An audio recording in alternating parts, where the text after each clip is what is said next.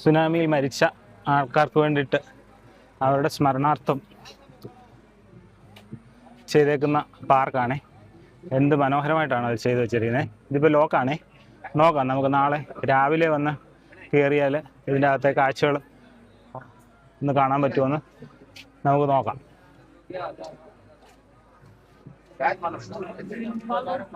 കന്യാകുമാരി ശരിക്കും തമിഴ്നാട് സർക്കാരിൻ്റെ കയ്യിലായതുകൊണ്ട് തന്നെ വളരെ മനോഹരമായിട്ട് തന്നെ അവരത് മെയിൻറ്റെയിൻ ചെയ്ത് കൊണ്ടുപോകുന്നുണ്ട് എന്നുള്ളതാണ്. ശരിക്കും ഈ കന്യാകുമാരി കേരളത്തിൽ നിന്ന് പോയത് ഒരു കണക്കിന് ഒരു സഞ്ചാരി എന്നുള്ള നിലയിൽ നമുക്കൊക്കെ ഏറ്റവും സന്തോഷം തരുന്ന ഒരു കാര്യമാണ്. ഇവിടെ വരുമ്പോഴാണ് 12 വർഷം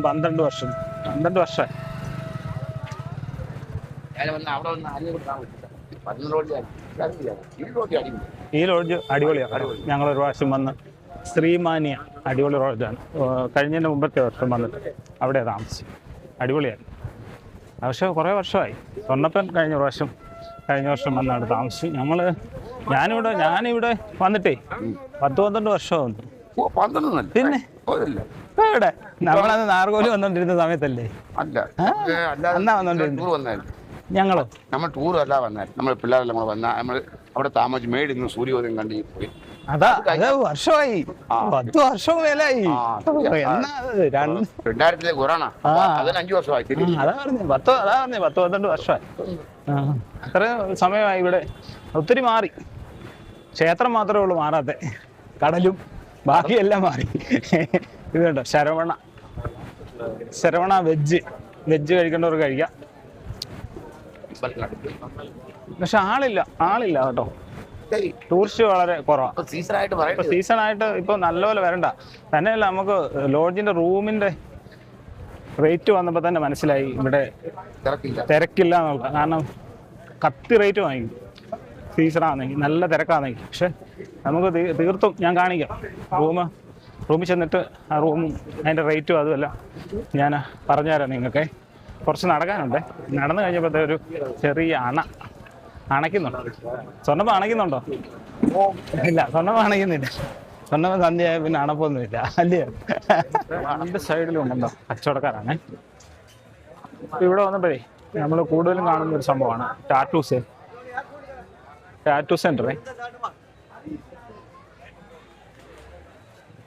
നാടോടുമ്പോൾ നടുവേ ഓടുക എന്ന് പറയുന്ന ഒരു ബിസിനസ് സംവിധാനമാണ് ടാറ്റൂ സെൻ്റർ. അത് ഇഷ്ടം പോലാണ് ഇവിടെ ടാറ്റൂസ്. പണ്ട് ഈ സീഷൽസിൻ്റെ ഒക്കെ കടകളായിരുന്നെങ്കിൽ ഇപ്പോൾ കൂടുതലും ടാറ്റൂ സെൻ്ററുകളാണ്. തന്നെയല്ല, അത് ഇന്നത്തെ തലമുറയ്ക്ക് അതൊക്കെ മതി. അതുകൊണ്ട് തന്നെ അങ്ങനെയുള്ള കാര്യങ്ങൾ കൂടുതലാണ്. ഇഷ്ടംപോലെ ഷോപ്പുകളുണ്ട്. പക്ഷേ അതിന് തക്കമായിട്ടുള്ള ആൾക്കാർ കുറവാണ്. നിങ്ങൾക്ക് തുണി ടീഷർട്ടുണ്ട്. ടീഷർട്ടിനൊക്കെ 100 രൂപ. അങ്ങനെ ഓരോ കന്യാകുമാരി ദേവി ക്ഷേത്രത്തിൻ്റെ കിഴക്കേ ഗോപുരത്തിൻ്റെ അവിടെയാണ് ഞാൻ നിൽക്കുന്നത്. ഈ ഒരു ക്ഷേത്രത്തിൻ്റെ ഈ ഒരു ഗോപുരം ഒരിക്കലും തുറക്കാറില്ല. അതെന്താണെന്ന് അറിയാമോ? നിങ്ങൾക്കറിയാമോ? ചിലർക്കെങ്കിലും അറിയാമായിരിക്കും. എനിക്ക് ഇവിടെ വന്നതിന് ശേഷമാണ് അതിന് കാര്യം മനസ്സിലായത്. അപ്പോൾ തീർച്ചയായിട്ടും ആ ഒരു അറിവ് ഞാൻ നിങ്ങളുമായിട്ട് ഷെയർ ചെയ്യും. ഈ വീഡിയോ ഒന്ന് കണ്ടുപോയിക്കോ. ഇടയാണ് ഇത്. ഈ കിഴക്കേനട എപ്പോഴും തുറന്നിരിക്കുന്നത്. അന്നത്തെ കാലത്ത് ഈ കിഴക്കേ അവസ്ഥയിൽ നിന്ന് വരുന്ന ഒരു കപ്പൽ അമ്മയുടെ ഈ മൂക്കുത്തിയുടെ വെട്ടം കണ്ട് ഇങ്ങോട്ട് തിരിഞ്ഞു പോയി പാറയ്ക്കടുത്ത് ഇടിച്ച് അങ്ങ് താന്നുപോയി. അന്നേരം ബ്രിട്ടീഷുകാരുടെ ഒരു ആധിക്യത്തിലായിരുന്നപ്പോൾ അവർ ഈ നട അടയ്ക്കാൻ പറഞ്ഞതിന് ശേഷം അത് അടച്ചതാണ്. അടച്ച ഇന്ന് വരയ്ക്കും തുറക്കാറില്ല. പിന്നെ ഇത് ഏറെക്കുറെ ഒരു 80 വർഷത്തെ അടുത്തായി. പിന്നെ ഈ സമയത്തിൽ വർഷത്തിൽ ഒരിക്കൽ വന്ന് ഇവിടെ ഈ നട തുറക്കാറുണ്ട്.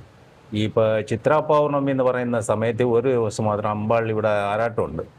അന്നേരം മാത്രം അമ്പാളി ഇവിടെ കൊണ്ടുവന്നിരുത്തിയിട്ട് ആറാട്ടം നടത്തിയിട്ട് പിന്നെ അന്നേരം ഈ അടയ്ക്കുക. ആ ഒരു ഇതാണ് ഇന്ന് വരയ്ക്കും സ്ഥാപിച്ചിട്ടിരിക്കുന്നത്. അത് അതുപോലെ പ്രവർത്തിച്ചിട്ടിരിക്കുകയാണ്. ആരും മാറ്റിയിട്ടില്ല, മാറ്റാൻ സമ്മതിക്കുന്നതുമില്ല. അങ്ങനത്തെയാണ് ഇരിക്കുന്നത്. പിന്നെ ഏറ്റവും പ്രധാനമാണ് ഈ ക്ഷേത്രത്തിലുള്ള ഒരു കഥ എന്ന് പറഞ്ഞാൽ, അമ്പാളിൽ വന്ന് ഏറ്റവും പ്രധാനപ്പെട്ട ഒരു ദേവിയാണ്. ദേവിയുടെ ഒരു യഥാർത്ഥ കഥ എന്ന് പറഞ്ഞാൽ ദേവി കന്യകയാണ്.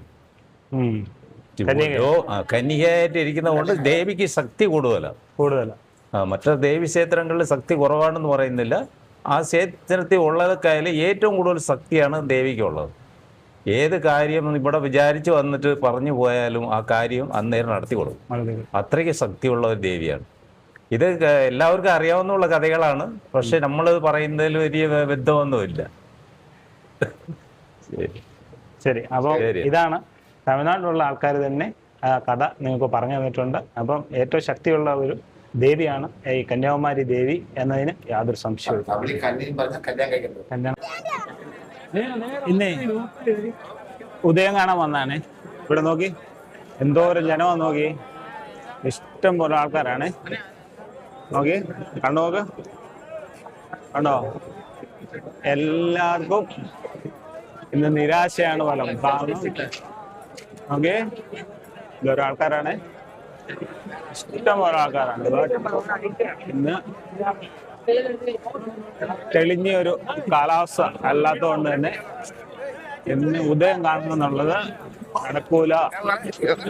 അതാണ് സ്വർണ്ണപ്പന്റെ ദോശാണ്. ചേട്ടനാ ചേട്ടനാ ഇന്നത്തെ ദിവസം. ഇനിയിപ്പോ നമുക്ക് നാളെ നോക്കാം. സമയം കഴിഞ്ഞു പോയച്ച്. ഭയങ്കര ആളായിരുന്നേ, ഭയങ്കര ജനമാണ്. നോക്കിയേ ഇതൊരു ആളാണ് സംഭവം. കാണാൻ വേണ്ടിട്ട് വന്നതാണ്. അതാണ്ട് ഫോറിനേഴ്സ് ഒക്കെ ഉണ്ട്. ഓക്കെ, ഇവന്മാര് മാത്രമേ ഉള്ളൂ, കുറച്ച് ആൾക്കാരേ ഉള്ളൂ.